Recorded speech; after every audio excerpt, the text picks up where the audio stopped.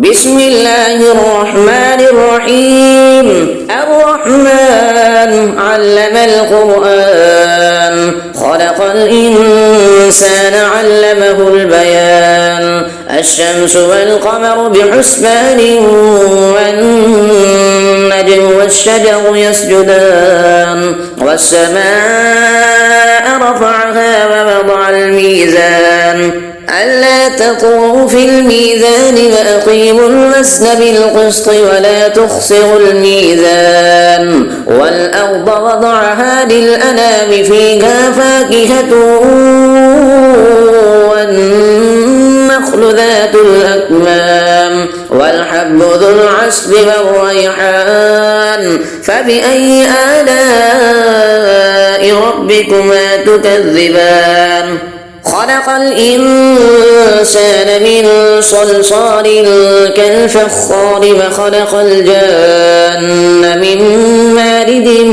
من نار فبأي آلاء ربكما تكذبان. رب المشرقين ورب المغربين فبأي آلاء ربكما تكذبان. مرج البحرين يلتقيان بينهما برزخ لا يبغيان فبأي آلاء ربكما تكذبان. يخرج منهما اللؤلؤ والمرجان فبأي آلاء ربكما تكذبان. وله الجوار المنشآت في البحر كالأعلام فبأي آلاء ربكما تكذبان. كل من عليها فان ويبقى وجه ربك ذو الجلال والإكرام فبأي آلاء ربكما تكذبان. يسأله من في السماوات والأرض كل يوم هو في شأن فبأي آلاء ربكما تكذبان. سنفرغ لكم أيها الثقلان فبأي آلاء ربكما تكذبان. يا معشر الجن والإنس إن استطعتم أن تنفذوا من أقطار السماوات والأرض فانفذوا لا تنفذون إلا بسلطان فبأي آلاء ربكما تكذبان. يرسل عليكما شواظ من نار ونحاس فلا تنتصران فبأي آلاء ربكما تكذبان. فإذا انشقت السماء فكانت وردة كالدهان فبأي آلاء ربكما تكذبان. فيومئذ لا يسأل عن ذنبه إنس ولا جان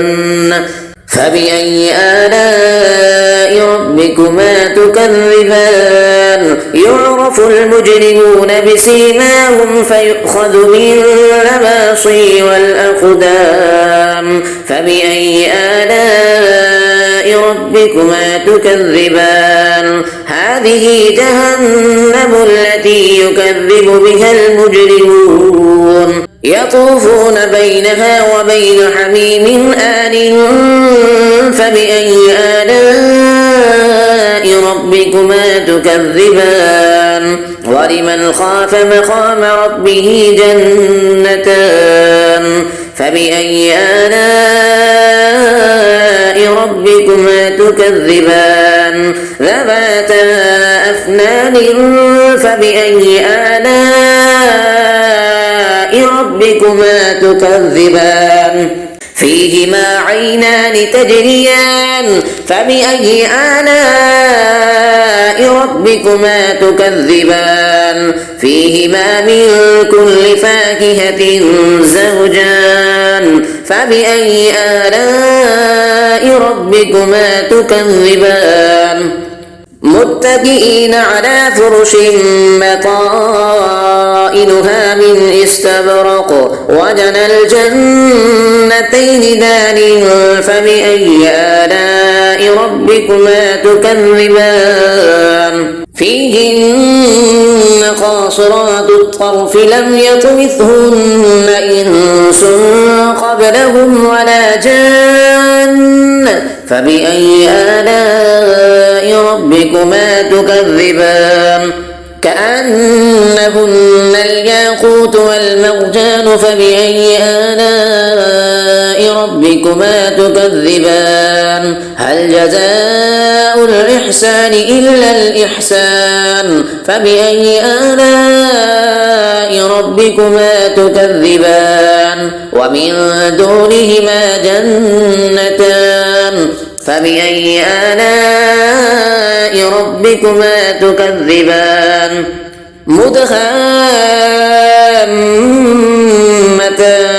فبأي آلاء ربكما تكذبان فيهما عينان نضاختان فبأي آلاء ربكما تكذبان فيهما فاكهة ونخل ورمان فبأي آلاء ربكما تكذبان فيهن خيرات حسان فبأي آلاء ربكما تكذبان حور مقصورات في القيام فبأي آلاء ربكما تكذبان لم يطمثهن إنس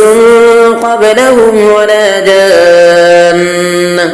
فبأي آلاء ربكما تكذبان متكئين على رفرف خضر وعبقري حسان فبأي آلاء ربكما تكذبان تبارك اسم ربك ذي الجلال والإكرام صدق الله العظيم. بسم الله الرحمن الرحيم ياسين والقرآن الحكيم إنك لمن المرسلين على صراط مستقيم تنزيل العزيز الرحيم لتنذر قوما ما أنذر آباؤهم فهم غافلون لقد حق القول على أكثرهم فهم لا يؤمنون إنا جعلنا في أعناقهم أغلالا فهي إلى الأذقان فهم مقمحون وجعلنا من بين أيديهم سدا ومن خلفهم سدا فأغشيناهم فهم لا يبصرون وسواء عليهم أنذرتهم أم لم تنذرهم لا يؤمنون إنما تنذر من اتبع الذكر وخشي الرحمن بالغيب فبشره بمغفرة وأجر كريم إنا نحن نحيي الموتى ونكتب ما قدموا وآثارهم وكل شيء أحصيناه في إمام مبين واضرب لهم مثلا أصحاب القرية إذ جاءها المرسلون إذ أرسلنا إليهم اثنين فكذبوهما فعززنا بثالث فقالوا إنا إليكم مرسلون قالوا ما أنتم إلا بشر مثلنا وما أنزل الرحمن من شيء إن أنتم إلا تكذبون قالوا ربنا يعلم إنا إليكم إليكم لمرسلون وما علينا إلا البلاغ المبين قالوا إنا تطيرنا بكم لئن لم تنتهوا لنرجمنكم وليمسنكم منا عذاب أليم قالوا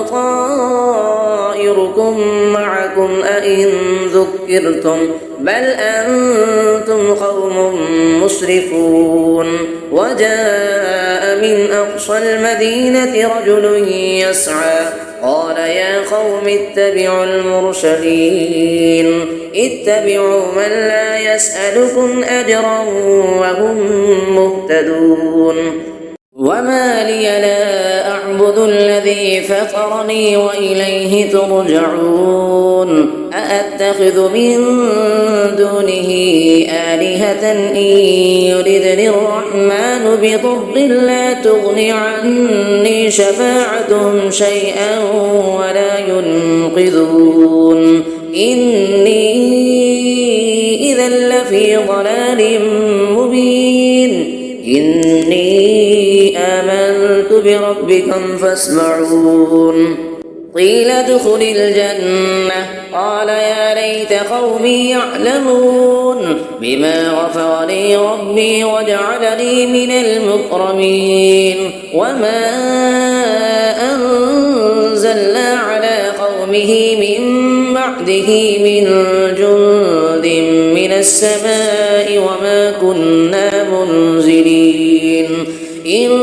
كانت إلا صيحة واحدة فإذا هم خامدون يا حسرة على العباد ما يأتيهم من رسول إلا كانوا به يستهزئون ألم يروا كم أهلكنا قبلهم من القرون أنهم إليهم لا يرجعون وإن كل لما جميع لدينا محضرون وآية لهم الأرض الميتة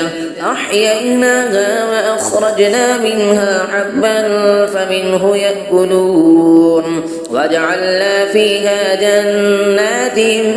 من نخيل وأعناب وفجرنا فيها من العيون ليأكلوا من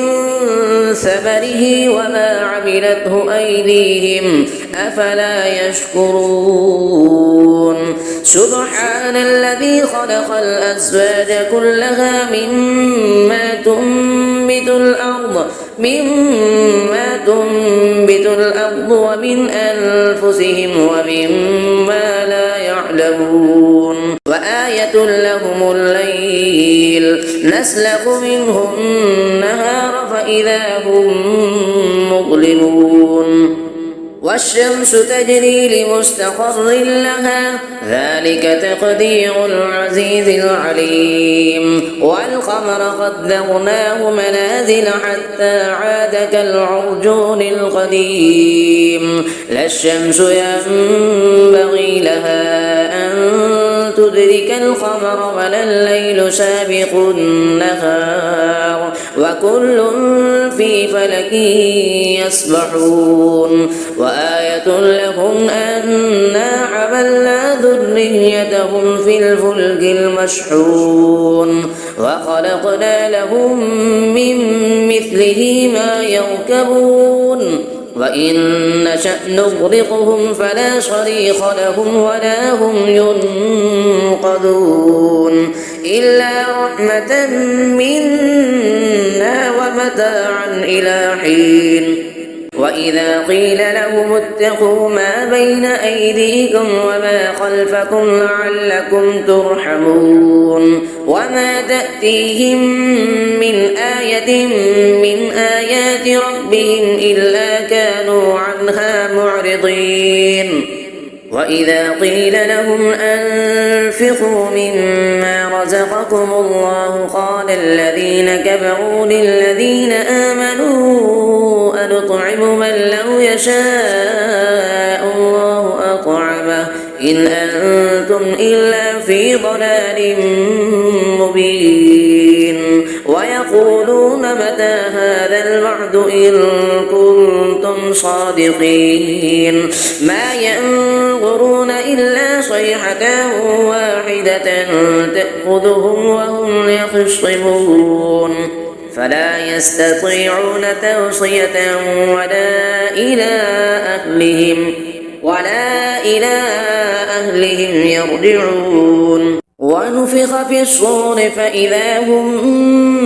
من الأجداث إلى ربهم ينسلون قالوا يا ويلنا من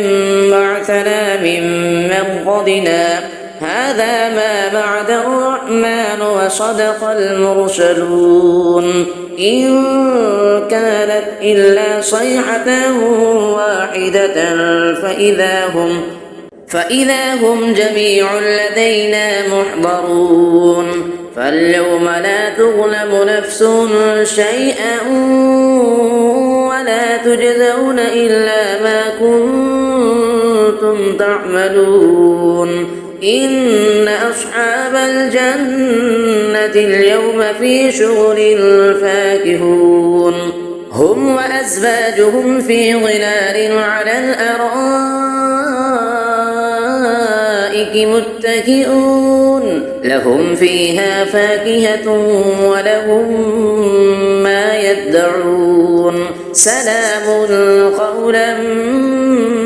من رب رحيم وامتازوا اليوم أيها المجرمون ألم أعهد إليكم يا بني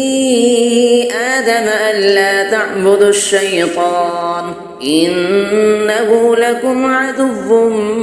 مبين وأن اعبدوني هذا صراط مستقيم ولقد أضل منكم جبلا كثيرا أفلم تكونوا تعقلون هذه جهنم التي كنتم توعدون اصلوها اليوم بما كنتم تكفرون اليوم نختم على أفواههم وتكلمنا أيديهم وتشهد أرجلهم بما كانوا يكسبون ولو نشاء لطمسنا على أعينهم فاستبقوا الصراط فأنى يبصرون ولو نشاء لمسخناهم على مكانتهم فما استطاعوا مضيا ولا يرجعون ومن نعمره ننكسه في الخلق أفلا يعقلون وما علمناه الشعر وما ينبغي له إن هو إلا ذكر وقرآن مبين لينذر من كان حيا ويحق القول على الكافرين أفلم يروا أنا خلقنا لهم مما عملت أيدينا أنعاما فهم لها مالكون وذللناها لهم فمنها ركوبهم ومنها يأكلون ولهم فيها منافع ومشارب أفلا يشكرون واتخذوا من دون الله آلهة لعلهم ينصرون لا يستطيعون نصرهم وهم لهم جند محضرون فلا يحزنك قولهم إنا نعلم ما يسرون وما يعلنون أفلم ير الإنسان أنا خلقناه من نطفة فإذا هو خصيم مبين فضرب لنا مثلا ونسي خلقه قال من يحيي العظام وهي رميم قل يحييها الذي أنشأها أول مرة وهو بكل خلق عليم الذي جعل لكم من الشجر الأخضر نارا فإذا أنتم منه توقدون أفليس الذي خلق السماوات والأرض بقادر على أن يخلق مثلهم بلى وهو الخلاق العليم إنما أمره إذا أراد شيئا أن يقول له كن فيكون فسبحان الذي بيده ملكوت كل شيء وإليه ترجعون صدق الله العظيم. بسم الله الرحمن الرحيم. الرحمن علم القرآن خلق الإنسان علمه البيان الشمس والقمر بحسبان والنجم والشجر يسجدان والسماء رفعها ووضع الميزان ألا تطغوا في الميزان وأقيموا الوزن بالقسط ولا تخسروا الميزان والأرض وضعها للأنام فيها فاكهة والنخل ذات الأكمام والحب ذو العصف والريحان فبأي آلاء ربكما تكذبان خلق الإنسان من صلصال كالفخار وخلق الجان من مارد من نار فبأي آلاء ربكما تكذبان رب المشرقين ورب المغربين فبأي آلاء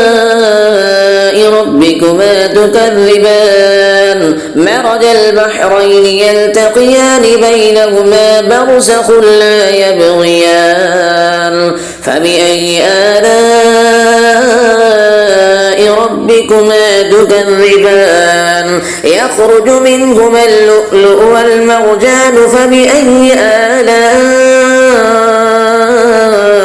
ربكما تكذبان وله الجوار المنشآت في البحر كالأعلام فبأي آلاء ربكما تكذبان كل من عليها فان ويبقى وجه ربك ذو الجلال والإكرام فبأي آلاء ربكما تكذبان يسأله من في السماوات والأرض كل يوم هو في شأن فبأي آلاء ربكما تكذبان سنفرغ لكم أيها الثقلان فبأي آلاء ربكما تكذبان يا معشر الجن والإنس إن استطعتم أن تنفذوا من أقطار السماوات والأرض فانفذوا لا تنفذون إلا بسلطان فبأي آلاء ربكما تكذبان يرسل عليكما شواظ من نار ونحاس فلا تنتصران فبأي آلاء ربكما تكذبان فإذا انشقت السماء فكانت موضة كالدهان فبأي آلاء ربكما تكذبان فيومئذ لا يسأل عن ذنبه إنس ولا جان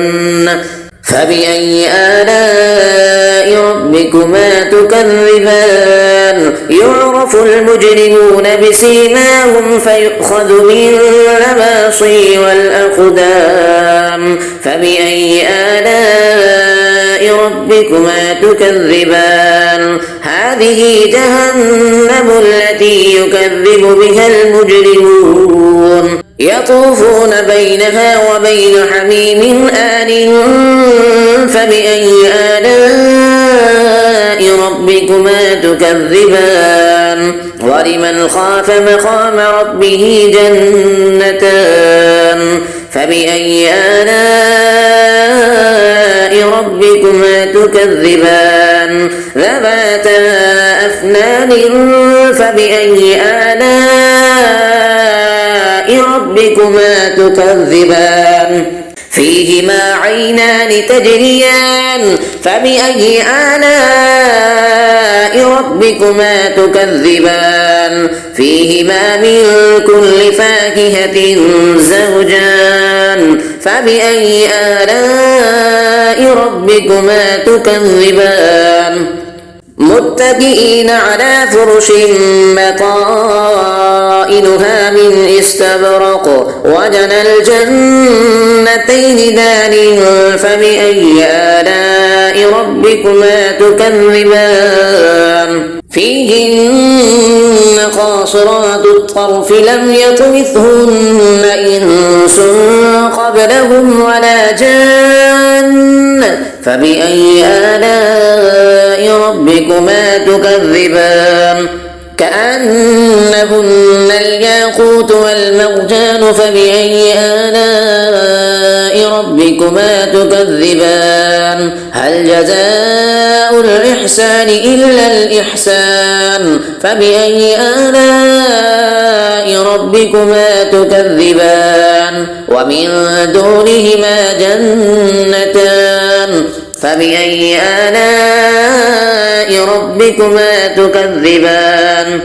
مدهامتان فبأي آلاء ربكما تكذبان فيهما عينان نضاختان فبأي آلاء ربكما تكذبان فيهما فاكهة ونخل ورمان فبأي آلاء ربكما تكذبان فيهن خيرات حسان فبأي آلاء ربكما تكذبان حور مقصورات في القيام فبأي آلاء ربكما تكذبان لم يطمثهن إنس قبلهم ولا جان فبأي آلاء ربكما تكذبان متكئين على رفرف خضر وعبقري حسان فبأي آلاء ربكما تكذبان تبارك اسم ربك ذي الجلال والإكرام صدق الله العظيم.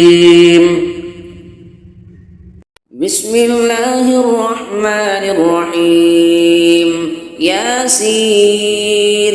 والقرآن الحكيم إنك لمن المرسلين على صراط مستقيم تنزيل العزيز الرحيم لتنذر قوما ما أنذر آباؤهم فهم غافلون لقد حق القول على أكثرهم فهم لا يؤمنون إنا جعلنا في أعناقهم أغلالا فهي إلى الأذقان فهم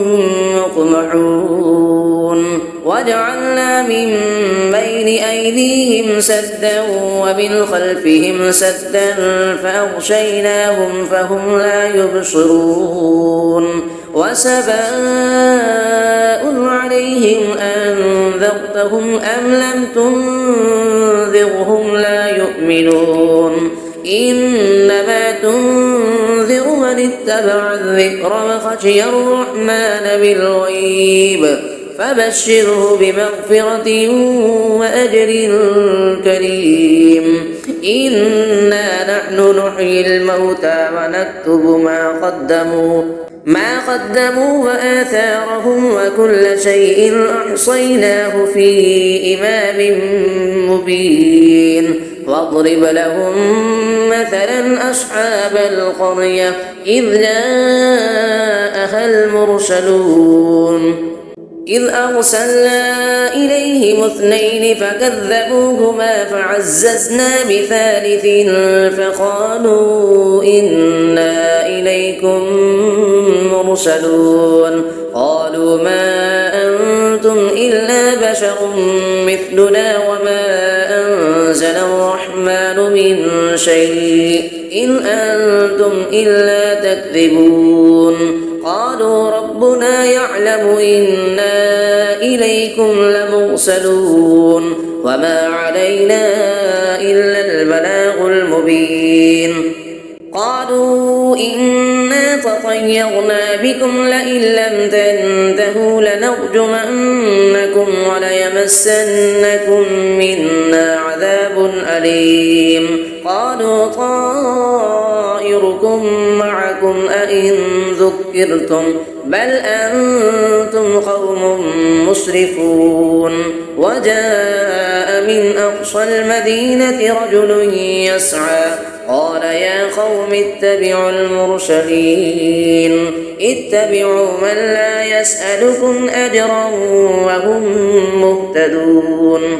وما لي لا أعبد الذي فطرني وإليه ترجعون أأتخذ من دونه آلهة إن يردني الرحمن بضر لا تغن عني شفاعتهم شيئا ولا ينقذون إني إذا لفي ضلال مبين إني آمنت بربكم فاسمعون قيل ادخل الجنة قال يا ليت قومي يعلمون بما غفر لي ربي وجعلني من المكرمين وما أنزلنا على قومه من بعده من جند من السماء وما كنا منزلين إن كانت إلا صيحة واحدة فإذا هم خامدون يا حسرة على العباد ما يأتيهم من رسول إلا كانوا به يستهزئون ألم يروا كم أهلكنا قبلهم من القرون أنهم إليهم لا يرجعون وإن كل لما جميع لدينا محضرون وآية لهم الأرض الميتة أحييناها وأخرجنا منها حبا فمنه يأكلون وجعلنا فيها جنات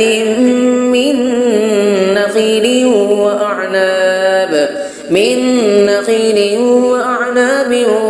وفجرنا فيها من العيون ليأكلوا من ثمره وما عملته أيديهم أفلا يشكرون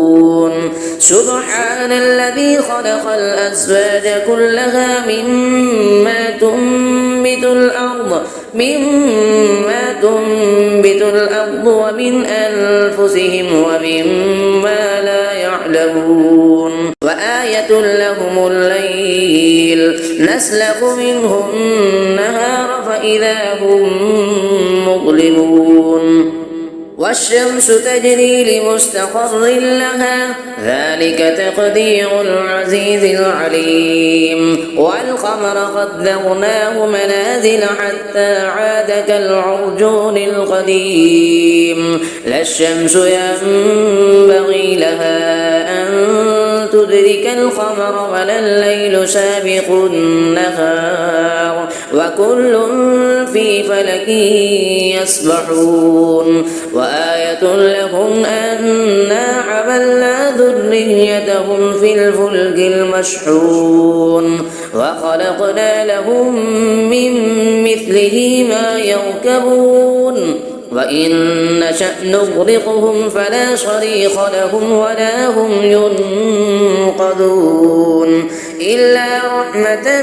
منا ومتاعا إلى حين وإذا قيل لهم اتقوا ما بين أيديكم وما خلفكم لعلكم ترحمون وما تأتيهم من آية من آيات ربهم إلا كانوا عنها معرضين وإذا قيل لهم أنفقوا مما رزقكم الله قال الذين كفروا للذين آمنوا أنطعم من لو يشاء الله أطعمه إن أنتم إلا في ضلال مبين ويقولون متى هذا الوعد إن كنتم صادقين ما ينظرون إلا صيحة واحدة تأخذهم وهم يخصمون فلا يستطيعون توصية ولا إلى أهلهم يرجعون ونفخ في الصور فإذا هم من الأجداث إلى ربهم ينسلون قالوا يا ويلنا من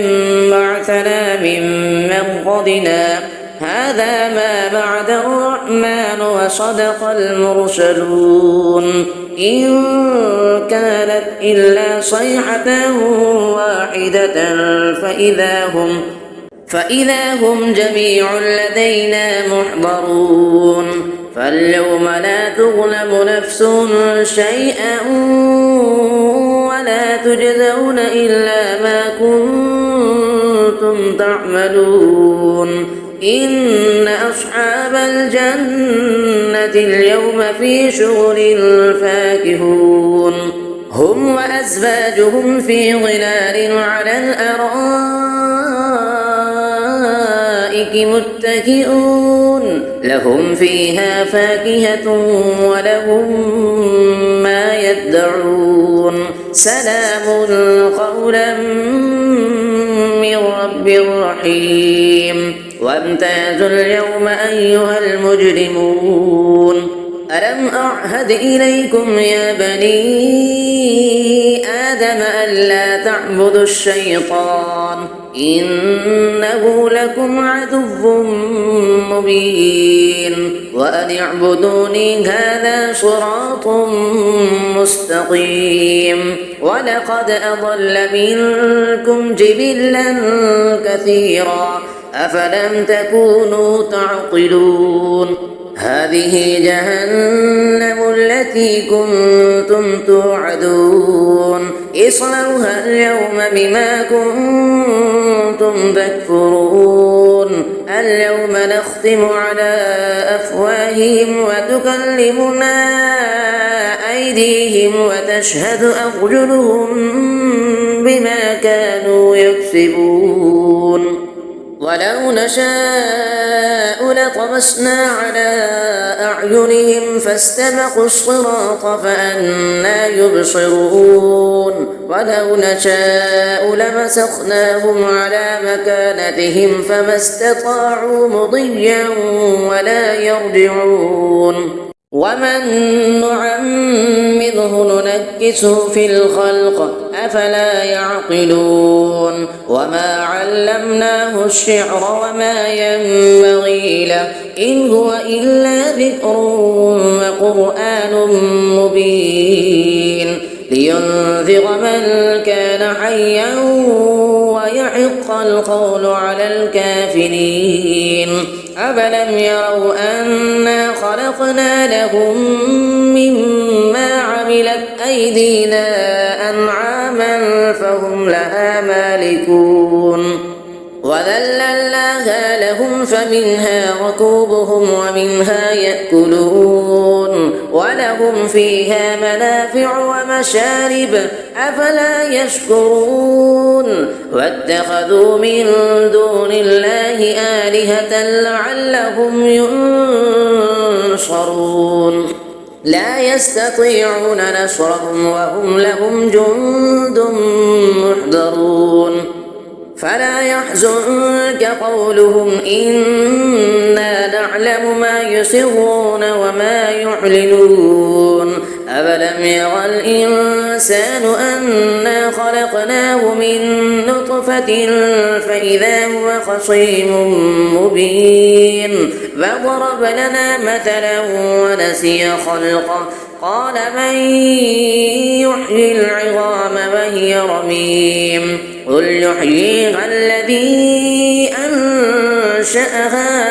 أول مرة وهو بكل خلق عليم الذي جعل لكم من الشجر الأخضر نارا فإذا أنتم منه توقدون أفليس الذي خلق السماوات والأرض بقادر على أن يخلق مثلهم بلى وهو الخلاق العليم إنما أمره إذا أراد شيئا أن يقول له كن فيكون فسبحان الذي بيده ملكوت كل شيء وإليه ترجعون صدق الله العظيم بسم الله الرحمن الرحيم الرحمن علم القرآن خلق الإنسان علمه البيان الشمس والقمر بحسبان والنجم والشجر يسجدان والسماء رفعها ووضع الميزان ألا تطغوا في الميزان وأقيموا الوزن بالقسط ولا تخسروا الميزان والأرض وضعها للأنام فيها فاكهة والنخل ذات الأكمام والحب ذو العصف والريحان فبأي آلاء ربكما تكذبان خلق الإنسان من صلصال كالفخار وخلق الجان من مارد من نار فبأي آلاء ربكما تكذبان رب المشرقين ورب المغربين فبأي آلاء ربكما تكذبان مرج البحرين يلتقيان بينهما برزخ لا يبغيان فبأي آلاء ربكما تكذبان يخرج منهما اللؤلؤ والمرجان فبأي آلاء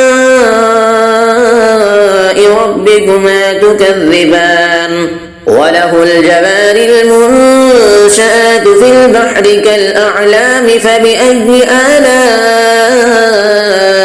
ربكما تكذبان كل من عليها فان ويبقى وجه ربك ذو الجلال والإكرام فبأي آلاء ربكما تكذبان يسأله من في السماوات والأرض كل يوم هو في شأن فبأي آلاء ربكما تكذبان سنفرغ لكم أيها الثقلان فبأي آلاء ربكما تكذبان يا معشر الجن والإنس إن استطعتم أن تنفذوا من أقطار السماوات والأرض فانفذوا لا تنفذون إلا بسلطان فبأي آلاء ربكما تكذبان يرسل عليكما شواظ من نار ونحاس فلا تنتصران فبأي آلاء ربكما تكذبان فإذا انشقت السماء فكانت وردة كالدهان فبأي آلاء ربكما تكذبان فيومئذ لا يسأل عن ذنبه إنس ولا جان فبأي آلاء ربكما تكذبان يعرف المجرمون بسيماهم فيؤخذ بالنواصي والأقدام فبأي آلاء ربكما تكذبان هذه جهنم التي يكذب بها المجرمون يطوفون بينها وبين حميم آن فبأي آلاء ربكما تكذبان ولمن خاف مقام ربه جنتان فبأي آلاء ربكما تكذبان ذواتا أفنان فبأي آلاء ربكما تكذبان فيهما عينان تجريان فبأي آلاء ربكما تكذبان فيهما من كل فاكهة زوجان فبأي آلاء ربكما تكذبان متكئين على فرش بطائنها من استبرق وجنى الجنتين دان فبأي آلاء ربكما تكذبان فيهن قاصرات الطرف لم يطمثهن إنس قبلهم ولا جان فبأي آلاء ربكما تكذبان كأنهن الياقوت والمرجان فبأي آلاء ربكما تكذبان هل جزاء الإحسان إلا الإحسان فبأي آلاء ربكما تكذبان ومن دونهما جنتان فبأي آلاء ربكما تكذبان مدهامتان فبأي آلاء ربكما تكذبان فيهما عينان نضاختان فبأي آلاء ربكما تكذبان فيهما فاكهة ونخل ورمان فبأي آلاء ربكما تكذبان فيهن خيرات حسان فبأي آلاء ربكما تكذبان حور مقصورات في القيام فبأي آلاء ربكما تكذبان لم يطمثهن إنس قبلهم ولا جان فبأي آلاء ربكما تكذبان متكئين على رفرف خضر وعبقري حسان فبأي آلاء ربكما تكذبان تبارك اسم ربك ذي الجلال والإكرام صدق الله العظيم بسم الله الرحمن الرحيم ياسين والقرآن الحكيم إنك لمن المرسلين على صراط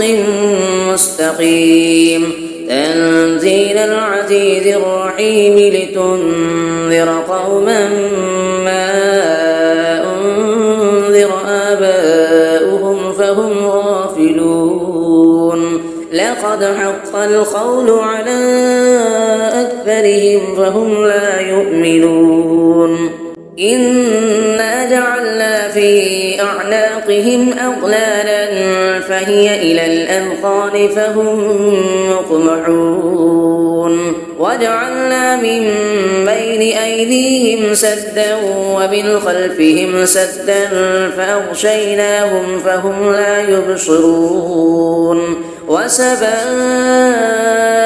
عليهم أنذرتهم أم لم تنذرهم لا يؤمنون إنما تنذر من اتبع الذكر وخشي الرحمن بالغيب فبشره بمغفرة وأجر كريم إنا نحن نحيي الموتى ونكتب ما قدموا وآثارهم وكل شيء أحصيناه في إمام مبين واضرب لهم مثلا أصحاب القرية إذ جاءها المرسلون إذ أرسلنا إليهم اثنين فكذبوهما فعززنا بثالث فقالوا إنا إليكم مرسلون قالوا ما أنتم إلا بشر مثلنا وما أنزل الرحمن من شيء إن أنتم إلا تكذبون قالوا ربنا يعلم إنا إليكم لمرسلون وما علينا إلا البلاغ المبين قالوا إنا تطيرنا بكم لئن لم تنتهوا لنرجمنكم وليمسنكم منا عذاب أليم قالوا طائركم معكم أئن ذكرتم بل أنتم قوم مسرفون وجاء من أقصى المدينة رجل يسعى قال يا قوم اتبعوا المرسلين اتبعوا من لا يسألكم أجرا وهم مهتدون وما لي لا أعبد الذي فطرني وإليه ترجعون أأتخذ من دونه آلهة إن يردني الرحمن بضر لا تغن عني شفاعتهم شيئا ولا ينقذون إني إذا لفي ضلال مبين إني آمنت بربكم فاسمعون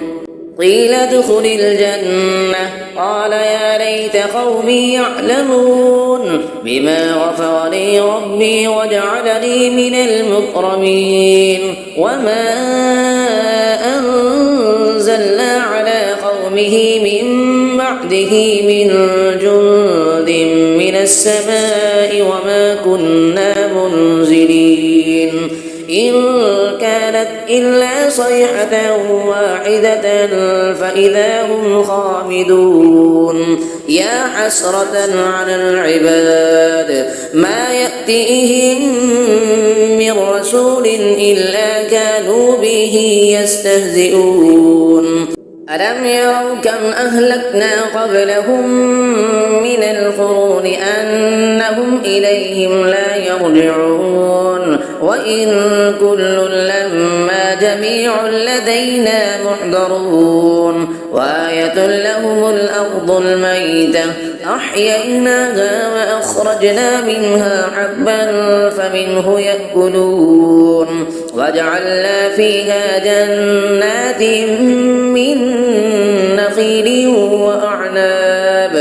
من نخيل وأعناب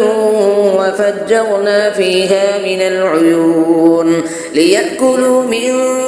ثمره وما عملته أيديهم أفلا يشكرون سبحان الذي خلق الأزواج كلها مما تنبت الأرض تنبت الأرض ومن أنفسهم ومما لا يعلمون وآية لهم الليل نسلخ منه النهار فإذا هم مظلمون والشمس تجري لمستقر لها ذلك تقدير العزيز العليم والقمر قدرناه منازل حتى عاد كالعرجون القديم لا الشمس ينبغي لها أن تدرك القمر ولا الليل سابق النهار وكل في فلك يسبحون وآية لهم أنا حملنا ذريتهم في الفلك المشحون وخلقنا لهم من مثله ما يركبون وإن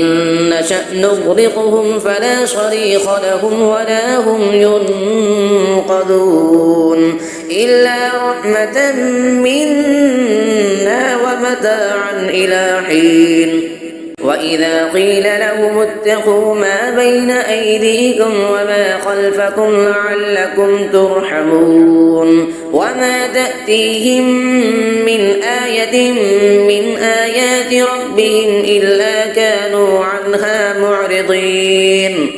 وإذا قيل لهم أنفقوا مما رزقكم الله قال الذين كفروا للذين آمنوا أنطعم من لو يشاء الله أطعمه إن أنتم إلا في ضلال مبين ويقولون متى هذا الوعد إن كنتم صادقين ما ينظرون إلا صيحة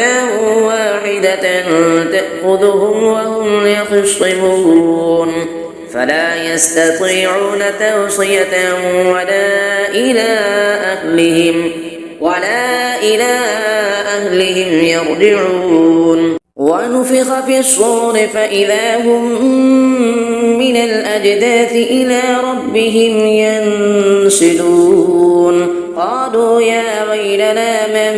بعثنا من مرقدنا هذا ما بعد الرحمن وصدق المرسلون إن كانت إلا صيحة واحدة فإذا هم جميع لدينا محضرون فاليوم لا تظلم نفس شيئا ولا تجزون إلا ما كنتم تعملون إن أصحاب الجنة اليوم في شغل فاكهون هم وأزواجهم في ظلال على الأرائك متكئون لهم فيها فاكهة ولهم ما يدعون سلام قولا من رب رحيم وامتازوا اليوم أيها المجرمون ألم أعهد إليكم يا بني آدم ألا تعبدوا الشيطان إنه لكم عدو مبين وأن اعبدوني هذا صراط مستقيم ولقد أضل منكم جبلا كثيرا أفلم تكونوا تعقلون هذه جهنم التي كنتم توعدون اصلوها اليوم بما كنتم تكفرون اليوم نختم على